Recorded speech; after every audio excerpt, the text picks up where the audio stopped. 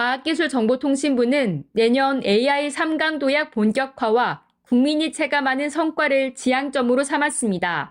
이를 위해 세계 10위 안에 드는 독자 AI 모델을 확보하고 민생 10대 프로젝트를 통해 국민 누구나 AI를 쉽게 체감하고 잘 쓸 수 있도록 지원합니다. 역대 최대 규모 R&D 예산을 토대로 연구 생태계도 복원합니다. 2026년 R&D 예산은 역대 최대인 35조 5천억 원으로 그동안 훼손되었던 연구 생태계를 조속히 복원할 예정입니다.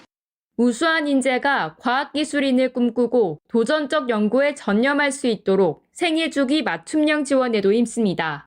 보안정책은 한층 더 탄탄해집니다. 과기정통부는 최근 잇따른 해킹 사태와 관련해 보안사고를 반복하는 기업에 징벌적 과징금을 부과하는 등 엄정한 책임 체계를 정립화하겠다고 밝혔습니다. 개인정보보호위원회도 내년 핵심 과제로 개인정보 보호 체계의 근본적 전환을 내세웠습니다. 정보보호와 개인정보보호 관리 체계 인증에 예비 심사를 도입하고 현장 기술 심사를 강화할 방침입니다. 방송미디어통신위원회는 허위 조작 정보 유통과 불법 스팸 대응을 우선순위로 선정했습니다. 또 장애인 맞춤형 TV 보급, 전국민 미디어 교육 확대 등으로 미디어 국민 주권을 높일 예정입니다. 한편 우주항공청은 우주항공 5대 강국으로 도약하기 위한 역량을 키우겠다고 강조했습니다. 한국형 발사체인 누리호의 반복 발사를 통해 현재 75%인 발사 성공률을 2032년까지 90% 이상으로 높인다는 구상입니다. 아울러 재사용 발사체 개발에 착수해 발사 비용을 절감하겠다고 밝혔습니다. 지역균형 발전 과제의 핵심인 공공기관 2차 이전이 내년부터 본격 추진될 전망입니다. 국토부는 내년에 이전 계획을 마련하고 2027년부터 이전을 시작한다는 계획입니다. 균형성장의 최우선 과제로 책임있게 추진하겠습니다. 내년에 이전 대상 기관과 지역을 확정하고 27년부터는 이전을 시작하겠습니다. 총 350개 공공기관을 면밀히 검토 중입니다. 지역의 수건 사업인 교통 인프라 확충 계획도 내놓았습니다. 고속철도의 경우 남부 내륙철도를 내년 중 착공하고 신규 고속도로 사업의 지방권 비중을 65%에서 90%까지 확대하겠다는 방침입니다. 미래 모빌리티 산업 발전을 위한 지원도 한층 더 강화됩니다. 2027년 자율주행차의 완전 무인화 단계인 레벨4 상용화를 목표로 내년 중 도시 전체 단위의 실증에 나설 계획입니다. 주택 공급의 속도전도 예고했습니다. 2026년까지 수도권 공공택지에서 2만 9천 호를 분양하고 5만 호 이상 착공을 목표로 내걸었습니다. 인천 계양을 시작으로 3기 신도시 입주도 이뤄질 예정입니다. 또 도심 유휴부지와 노후 공공청사 등을 활용해 추가로 3만 5천 호 이상을 착공하고 용적률은 최대 법정 상한인 140%까지 높여 도심 주택 공급 속도를 끌어올릴 방침입니다. 도심 유휴 공간을 활용하고 민간 정비 사업도 활성화해서 도심 공급을 확대하겠습니다. 공적 주택은 110만 원을 확실히 공급해 주거 사다리를 다시 세우겠습니다. 건설 안전도 핵심 과제로 꼽혔습니다. 국토부는 내년 상반기 건설 안전 특별법을 제정해 발주부터 설계, 시공, 감리 등 모든 단계에서의 안전 책임을 명확히 하기로 했습니다. 교통혁신과 관련해서는 KPS 정액제를 내년 1월 시행하고 GTX A 노선 삼성역 무정차 통과를 추진할 방침입니다. 국토부는 LH개혁과 코레일 SR 통합, 고속도로 휴게소의 공공운영 전환 등 관계기관 구조개혁 작업에도 속도를 냅니다. 이와 관련해 김윤덕 장관은 기관 평가를 정책 성과 중심으로 바꾸고 일하는 방식부터 바꾸는 개혁의 한 해를 만들겠다고 강조했습니다. 최규진 교육부 장관은 내년에 교육의 힘으로 인공지능 AI 시대를 열겠다고 강조했습니다. 교육을 통해 변화와 위기에 적극 대응한다는 겁니다. 대한민국이 변화의 시대에서 생존하기 위해 교육을 통한 인재 육성이 절실합니다. 교육은 AI 시대의 전략 자산입니다. 이를 위해 AI 교육자료 활용 학교는 올해 1,500여 곳에서 내년 1,900곳으로 늘어날 예정입니다. 또 AI 교과 수업 시간을 대폭 확대한 중점 학교는 내년에 1,000곳에서 2028년까지 단계적으로 2,000곳까지 늘립니다. AI 분야 인재 육성을 위해 마이스터고와 중점 전문대학을 운영하고 박사급 인재를 5년 반 만에 양성할 수 있는 패스트트랙 제도를 신설합니다. 교육을 통해 지역 균형 발전에도 힘쓸 예정입니다. 지역의 특성에 맞는 다양한 학교 모델이 확산되면 학교는 지역을 살리는 거점으로 거듭날 것입니다. 먼저 거점 국립대에 대한 지원을 강화합니다. 5년간 4조 원 이상 집중 지원해 서울대 교육비 지원의 70% 수준까지 단계적으로 늘릴 예정입니다. 또 지역 주민과 지자체, 교육청이 함께 지역 교육 혁신 모델을 마련하면 중앙정부는 적극 지원한다는 방침입니다. 내년 국가의 돌봄 책임도 강화됩니다. 먼저 정부 책임형 유보통합이 본격 시행되고 거점 연계형 돌봄기관을 확충해 방학과 휴일 등에도 돌봄 공백을 최소화합니다. 무상보육 지원 대상은 내년에 4세까지 확대됩니다. 또 초등학교 3학년에게 연 50만 원의 방과 후 프로그램 이용권을 제공합니다. 이 밖에도 학생들의 학습 결손을 보충하기 위해 국가 기초학력 지원 포털이 연말부터 개통될 예정입니다. 민주시민 교육 강화를 위해선 토론식 교육을 확대하고 교원의 헌법 교육 역량을 강화하는 한편 교육부 내 전담 부서를 설치할 예정입니다. 제5차 한미핵협의그룹 NCG 회의가 미국 워싱턴 DC에서 열렸습니다. 이재명 정부와 트럼프 2기 행정부 출범 이후 첫 회의입니다. 한미양국은 회의 후 공동 언론 성명을 발표했습니다.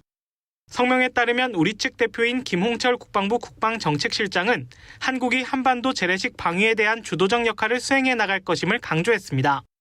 NCG 회의에서 한국이 재래식 방위 주도 방침을 밝혔다고 성명에 명기된 건 이번이 처음입니다.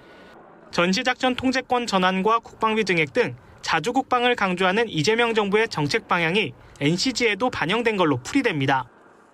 우리는 강력한 연합 방위 태세를 기반으로 대한민국이 한반도 안보에 있어 보다 주도적인 역할을 해 나갈 수 있도록 국방 역량을 지속적으로 강화해 나가겠다는 의지를 강조하고 이를 뒷받침하기에 국방위를 지속 증강하겠다는 계획을 공유했습니다. 미국의 확장 억제 공약도 명확히 했습니다. 미국 측 대표인 로버트 수퍼 미 전쟁부 수석 차관보 대행은 핵을 포함한 미국의 모든 범주의 군사적 능력을 활용해 한국에 대해 확장 억제를 제공하는 공약을 재확인했습니다. 양측 대표는 NCG가 한미 동맹과 확장 억제를 강화하기 위한 지속적인 양자 협의체라는 점에 공감했습니다. 아울러 NCG 활동이 잠재적 한반도 핵 유사 시에 한미 동맹의 협력적 의사결정을 강화한다고 평가했습니다. 양측 대표는 내년 상반기에 제6차 NCG 회의를 개최하기로 했습니다. 구윤철 경제부총리가 제261차 대외경제장관 회의를 주재하고 최근 진전된 한미 관세 협상의 후속 조치를 논의했습니다. 구 부총리는 모두 발언을 통해 한국과 미국은 지난 10월 한미 정상회담을 계기로 진전된 관세 협상을 이뤄냈다며 조만간 한미 FTA 공동위원회 개최를 추진할 계획이라고 밝혔습니다. 그러면서 합의된 비관세 분야 이행 계획을 국익 중심으로 협의하겠다고 덧붙였습니다. 비관세 분야에 대한 합의의 세부 이행 계획을 국익에 가장 도움되는 방향으로 협의하도록 하겠습니다. 제네릭 의약품, 천연자원 등 관세 인하 대상 품목이 조속히 확정될 수 있도록 협의해 나가겠습니다. 구 부총리는 영국과의 FTA 역시 법률 서비스 등 주요 현안을 반영해 개선 협상을 차질 없이 추진하겠다고 강조했습니다. 정부는 특히 공급망 재편 등 새로운 통상 환경 속에서 한국, 영국 간 경제 협력을 강화한다는 계획입니다. 해외 건설 정책 방향도 제시됐습니다. 정부는 디지털 기술을 접목한 수주 모델 개발과 함께 다자개발은행 협력 확대를 통해 글로벌 건설 역량을 높이겠다고 설명했습니다. 아울러 중소 중견기업의 해외 건설 진출도 지원에 나섭니다. 구 부총리는 역동적으로 변화하는 대외경제 환경 속에서 새 정부의 대외경제 전략을 마련하기 위해 각 부처의 의견을 폭넓게 수렴하겠다고 말했습니다. 대외경제 환경의 역동적 변화 속에서 앞으로 한국이 나아가야 할 방향과 대응 전략 과제에 대해 위원님들의 의견을 들어보고자 합니다. 한편 정부는 앞으로도 대외경제 장관 회의를 통해 우리 경제의 글로벌 위상을 점검하고 부처 간 협의를 강화할 계획입니다. 정부가 최근 경제동향 12월호를 통해 우리 경기가 회복세를 보이고 있다고 진단했습니다. 기획재정부에 따르면 지난달 우리나라 수출액은 610억 4천만 달러로 전년 동월보다 8.4% 증가했습니다. 수출 1위 품목인 반도체는 173억 달러 수출하며 전기간 중 역대 최대 실적을 경신했습니다. 소비 동향을 나타내는 소매 판매의 경우 전월 대비 3.5% 증가하며 석 달 만에 플러스 전환했습니다. 음식료품 등 비내구재, 의복 등 준내구재 등에서 판매가 늘었습니다. 경기 지표는 개선 흐름을 보였습니다. 11월 소비자 동향 지수는 112.4로 전월보다 2.6포인트 상승했고 전산업 기업 심리 지수는 92.1로 1.5포인트 올랐습니다. 최근 우리 경제는 소비 등 내수 개선, 반도체 중심 수출 호조 등으로 경기가 회복 흐름을 보이며 상반기 부진에서 벗어나는 모습입니다. 다만 장기간 연휴 등으로 생산, 소비 등 주요 지표의 월별 변동성이 크게 나타나는 가운데 취약 부문 중심 고용 애로가 지속되고 건설 투자 회복 속도, 미국 관세 부과 영향 등 불확실성이 상존하고 있습니다. 생산과 투자는 감소세를 보였습니다. 지난달 전산업 생산은 전월 대비 2.5% 감소했고 투자 동향을 나타내는 설비 투자와 건설 기성의 경우 각각 14.1%, 20.9% 감소했습니다. 한편 11월 소비자 물가는 농산물과 석유류 상승세로 전년 동월 대비 2.4% 상승했습니다. 식료품, 에너지를 제외한 근원 물가는 2% 늘었습니다. 지난 2016년부터 신혼부부 통계 결과를 발표 중인 국가데이터처. 혼인신고를 한 지 5년이 되지 않은 부부가 통계 작성 대상입니다. 조사에 따르면 지난해 신혼부부는 95만 2천 쌍입니다. 전년도에 이어 2년 연속 100만 쌍 밑을 기록했고 관련 통계 작성 이후 역대 최저치를 기록했습니다. 다만 결혼 건수가 최근 증가하면서 감소폭은 통계 작성 이후 가장 작았습니다. 또 혼인 1년차와 2년차 신혼부부도 늘어나 1년에서 2년 뒤에는 신혼부부 수도 회복세를 보일 것으로 전망됩니다. 자녀가 있다는 신혼부부 비중은 감소한 것으로 나타났습니다. 초혼 신혼부부 가운데 아이가 있는 비율은 전년보다 1.3%포인트 줄어든 51.2%로 조사됐습니다. 평균 자녀 수도 0.63명에서 0.61명으로 줄었습니다. 신혼부부의 경제활동 현황도 발표됐습니다. 초혼 신혼부부의 맞벌이 비중은 59.7%로 전년보다 1.5%포인트 상승했습니다. 혼인 1년차의 맞벌이 비중이 가장 높고 연차가 높아질수록 비중은 낮아졌습니다. 신혼부부 평균 소득은 7,629만 원으로 1년 전보다 5% 증가했습니다. 주택을 소유한 신혼부부는 42.7%로 전년 대비 1.9%포인트 늘었지만 여전히 절반 이상은 무주택으로 나타났습니다. 대출이 있는 부부의 비중은 소폭 감소했지만 대출 잔액은 늘었습니다. 대출이 있는 신혼부부 비중은 86.9%로 전년보다 0.9%포인트 하락했지만 대출 잔액의 중간값은 전년 대비 5% 증가한 1억 7,900만 원으로 집계됐습니다. 국세청이 고액 상습 체납자 6,800여 명의 명단을 공개했습니다. 지난해 기준 1년 이상 체납한 국세가 2억 원이 넘는 사람들입니다. 이들이 체납한 세금은 4조 661억 원에 달했습니다. 개인뿐 아니라 4,100여 개 법인도 3조 가까이 체납해 개인과 법인을 합치면 체납된 세금은 7조 원이 넘었습니다. 가장 많은 세금을 체납해 공개된 인물은 3,900억 원을 체납한 선박 임대업 운영자 권혁 씨였습니다. 최고 체납액을 기록한 법인도 권 씨의 제2차 납세 의무자로 확인됐습니다. 거짓 기부금 영수증을 발급한 불성실 기부금 수령단체와 조세 포탈범 등 세법상 의무 위반자 명단도 공개됐습니다. 불성실 기부금 수령단체는 총 24곳으로 추징세액 최고액은 1억 6천여만 원으로 확인됐습니다. 국세청에 적발된 조세 포탈범은 모두 50명으로 최고 포탈세액은 500억 원이 넘었습니다. 국세청은 세법상 의무 위반자와 고액 상습 체납자에 대해 엄정하게 대응한다는 방침을 밝혔습니다. 국세 체납관리단을 신설하여 모든 체납자의 경제적 생활 실태를 확인하고 이를 통해 납부 기피자로 분류되는 악의적 체납자는 모든 수단을 동원하여 엄정하게 대응할 계획입니다. 또 고액 체납자들의 은닉재산을 신고해 체납액을 징수하는 데 기여하면 최대 30억 원까지 포상금을 지급한다며 적극적인 신고를 당부했습니다. 최근 3년간 한국소비자원에 접수된 이동통신 관련 피해 구제 신청은 모두 3,300건에 달합니다. 특히 올해 상반기 접수된 것만 1년 전보다 38% 가까이 늘어 소비자들의 주의가 필요합니다. 최근 1년간 접수된 사례 가운데 주요 3개 사업자와 관련한 구제 신청이 94%가량을 차지했습니다. 가입자 100만 명당 신청 건수는 LG유플러스가 30.1건으로 가장 많았습니다. 다음으로는 SKT가 27.9건, KT가 24.6건으로 뒤를 이었습니다. 신청 이유를 보면 3사 모두 계약 해지 시 위약금 과다가 가장 많았습니다. SKT의 경우 보조금 미지급 등 계약 불이행이 다음으로 많았습니다. KT와 LG유플러스는 모두 해지 누락 등 부당 행위가 뒤를 이었습니다.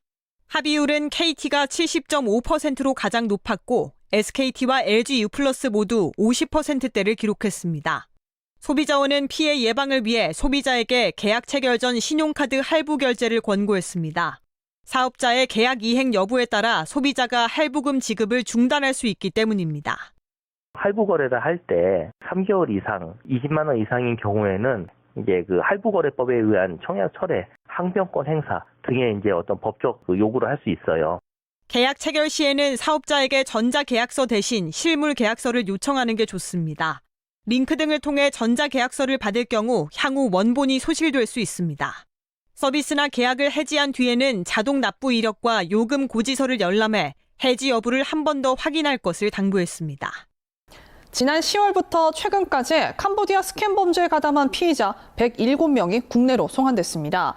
대통령실은 이재명 대통령 지시에 따라 범정부 차원에서 총력 대응한 결과 이 같은 성과를 거뒀다고 밝혔습니다. 또 같은 기간 국민 피해 신고 건수는 82% 줄었다고 설명했습니다. 대통령실은 앞으로도 국민의 생명과 안전을 위협하는 초국가 범죄에 단호하게 대응할 거라며 우리 국민에게 피해를 주면 그 이상을 잃는다는 걸 분명히 보여줄 거라고 강조했습니다. 원달러 환율이 오르면서 지난달 수출입 물가지수가 5달 연속 올랐습니다. 한국은행에 따르면 지난달 수입 물가지수는 141.82로 앞선 10월보다 2.6% 올랐습니다. 지난해 4월 이후 1년 7개월 만에 가장 높은 상승률을 보였습니다.